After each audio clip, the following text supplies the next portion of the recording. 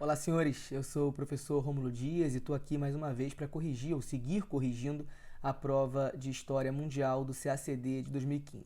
Dessa vez, a gente vai proceder à correção do item 4 da questão 51.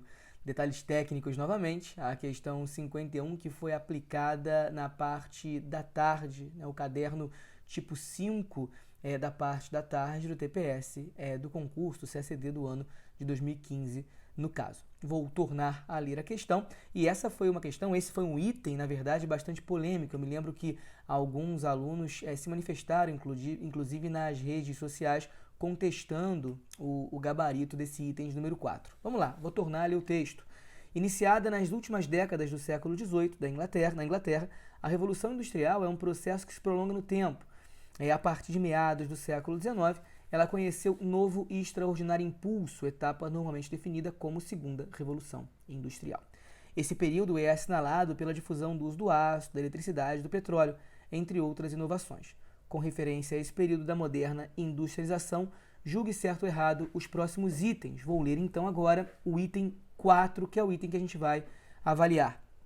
O processo industrial expandiu-se para os diferentes continentes e, simultaneamente, o sistema financeiro internacionalizou-se. Esse item está errado de acordo com o gabarito. Senhores, em geral, quando falando da prova de história, 80% a 85% dos itens não são um problema exatamente para o candidato bem preparado, seja na prova de História Mundial, seja na prova de História do Brasil. Os outros 15%, os outros 10%, às vezes se revelam problemáticos, seja pela observação de uma redação um tanto quanto confusa, seja pela observação de uma interpretação mais minuciosa de um determinado item, a ambiguidade de um determinado item, ou seja, porque o item é difícil mesmo, porque o item trabalha com fatos que, em certa medida, não são de todo difundidos na historiografia, fatos menos explorados na historiografia. Nesse caso aqui, o grande problema desse item é a alusão a um sistema financeiro que já teria se internacionalizado na segunda metade do século XIX. O texto fala sobre a segunda metade do século XIX, o texto fala sobre a segunda Revolução Industrial. Desse modo, a primeira parte do item ela é tranquila e ela está correta. O processo industrial expandiu-se para os diferentes continentes. Já tivemos a oportunidade de observar isso na correção dos outros itens.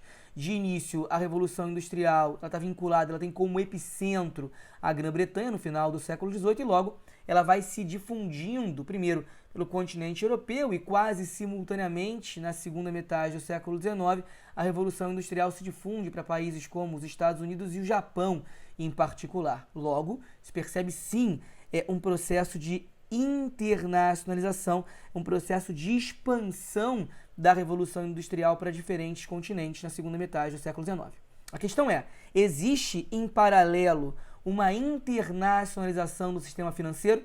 Eu concordo com o gabarito. Por mais que ele seja polêmico, é difícil a gente falar plenamente de um sistema financeiro internacional de todo, na medida em que o capital continua fluindo do norte para o sul, seja no final do século XIX, seja no contexto de um paradigma Bretton Woods, mas vamos fazer algumas considerações a respeito dessa suposta internacionalização do capital internacional. O capitalismo mercantil começa a se desenvolver, claro, desde a crise da Idade Média, desde o século XIV, mas tem o seu momento, de fato, mais amplo desenvolvimento nos séculos XVI e XVII, à luz da constituição do mundo atlântico, à luz da disseminação do colonialismo. Giovanni Arrighi fala muito sobre isso, o longo século XX do Giovanni Arrighi começa basicamente com a economia mercantilista do século XVI e XVII. E a grande protagonista no que diz respeito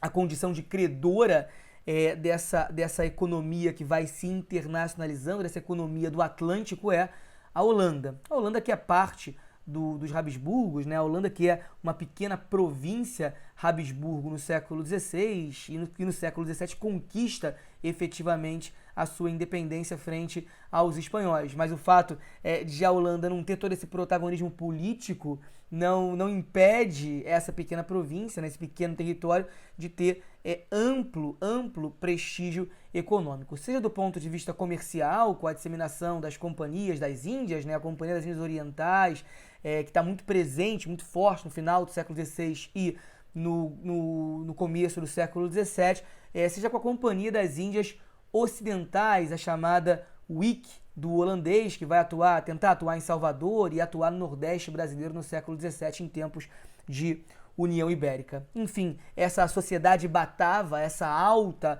burguesia batava, era composta, grosso modo, de comerciantes, também de banqueiros, né, fazendo de Amsterdã a principal praça financeira do mundo nesse período, entre o século XVI e o século XVII. As companhias de comércio, elas eram regidas por essa lógica do mercantilismo. Em contrapartida, Amsterdã, como centro financeiro, abastecia esses intercâmbios comerciais profícuos no mundo atlântico. Bom, no século XVIII, já ao final do século XVIII e ao longo do século XIX, a Grã-Bretanha vai tomando o lugar da Holanda. A Grã-Bretanha já tinha alguma participação do ponto de vista financeiro, também com as suas companhias de comércio no mundo, em uma conjuntura anterior, mas no século XVIII a Grã-Bretanha de fato toma de todo esse lugar da Holanda. A Grã-Bretanha caminha passos largos para ser a grande potência do sistema mundo, de fato, e no século XIX consolida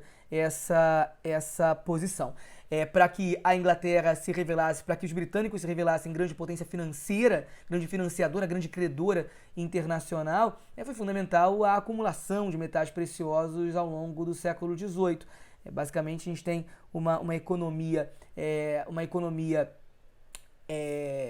pautada na lógica do padrão ouro, que faz com que, no século XIX, a economia britânica seja uma economia em que se observam inúmeros credores, né? A prática, de fato, da oferta de crédito é uma constante na Grã-Bretanha do século XIX. Agora, o meu ponto para vocês é o seguinte: essa atuação da Grã-Bretanha no século XIX, a atuação da Grã-Bretanha na segunda metade do século XIX constitui, de fato, ou contribui para uma internacionalização do sistema financeiro? Eu diria que não. Eu diria que existe uma diferença de grau e não de natureza na atuação dos banqueiros britânicos no século XIX e na atuação dos banqueiros batavos nos séculos XVI e XVII. Grosso modo, quem controlava, basicamente, as finanças internacionais eram duas grandes famílias de imigrantes presentes na Grã-Bretanha no final do século XVIII e começo do século XIX. Os Rothschild de um lado e os Baring do outro lado. Então, essa concessão de crédito, essa política creditícia, né, as finanças internacionais, entre aspas, ainda tinham esse viés muito personalista.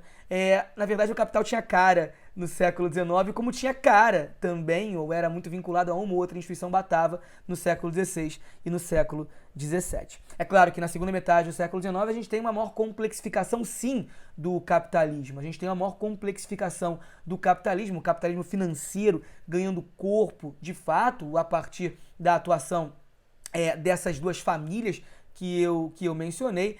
O próprio capitalismo industrial, ele vai também ganhando essa dimensão científica. Existe uma complexificação muito clara, certamente, na segunda metade do século XIX, mas, como o item fala, não acontece propriamente essa internacionalização do sistema financeiro. Isso vai acontecer quando, então? A partir da criação, a partir da apresentação do chamado paradigma Bretton Woods. O paradigma Bretton Woods forjado na esteira da Segunda Guerra Mundial, já em 1944, com a Conferência de Bretton Woods. Aí sim, a gente tem a institucionalização de um sistema financeiro internacional, né, com o Fundo Monetário Internacional, com o Banco Mundial e o BIRD sendo parte do Banco Mundial. Enfim, agora o capital não tem cara. Agora o sistema financeiro ele vai se institucionalizando. Uma organização internacional como o FMI é composta de início por 29 países membros. Então, é apenas a partir de 1944 que a gente pode falar de uma internacionalização do sistema financeiro. Outro exemplo interessante que corrobora isso que eu estou dizendo, os britânicos, então, eram os grandes nomes desse sistema financeiro internacional, os britânicos eram os grandes nomes das finanças internacionais no final do século XIX e seguem sendo no século XX. A gente tem o caso das relações entre os britânicos e os brasileiros como exemplo claro disso, né? Com as chamadas missões dos Money Doctors por aqui pelo Brasil, o Lord d'Abernon, o Niemeyer, a missão Niemeyer lá no ano de 1931. Na verdade, essas personagens do mundo das finanças britânico, esses Money Doctors, vinham para cá justamente com o objetivo de cumprir o papel que o FMI vai cumprir mais tarde. Eles vêm justamente no sentido de recomendar ortodoxia, de recomendar a aplicação de uma determinada agenda para que países como o Brasil tivessem acesso a esse capital das grandes casas, dos grandes bancos britânicos. Então, esse sistema financeiro, essas finanças internacionais no final do século XIX e ao longo da primeira metade do século XX, ainda tem essa dimensão muito personalista. Isso vai mudando e se institucionalizando de maneira mais clara